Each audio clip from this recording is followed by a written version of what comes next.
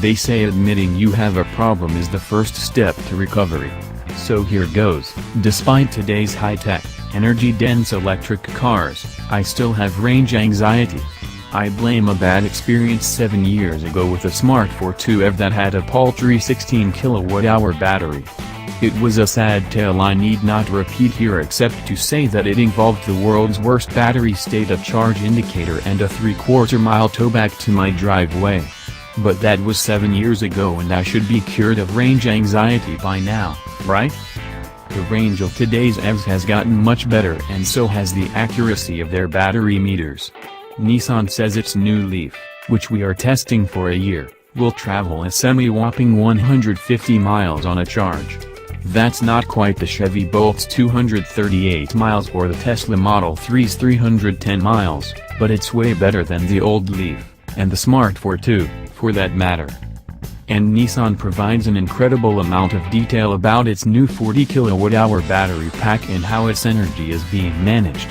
In the gauge cluster, you can toggle through an exhaustive assortment of screens that will tell you battery temperature, battery capacity, energy economy and, of course, on-demand energy usage with miles and battery percentage remaining.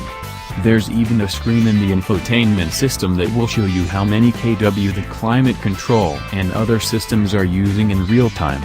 It's kinda fun to watch. With so much information available for the driver to digest, it'd be pretty hard to ignore it all and run out of electricity, wouldn't it? The first was a long, uphill slog, which challenges anything with battery power.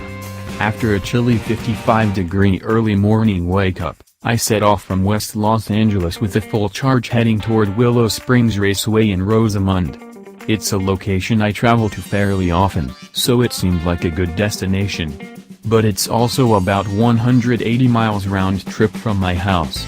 Could a slow and smooth pace result in a driving range far beyond Nissan's published 150-mile number? The challenge would not necessarily be to the Leaf, but more the route to Willow, which climbs 2,500 feet. Imagine the difference between a jog on the beach and a trail run up a 2,500-foot mountain peak.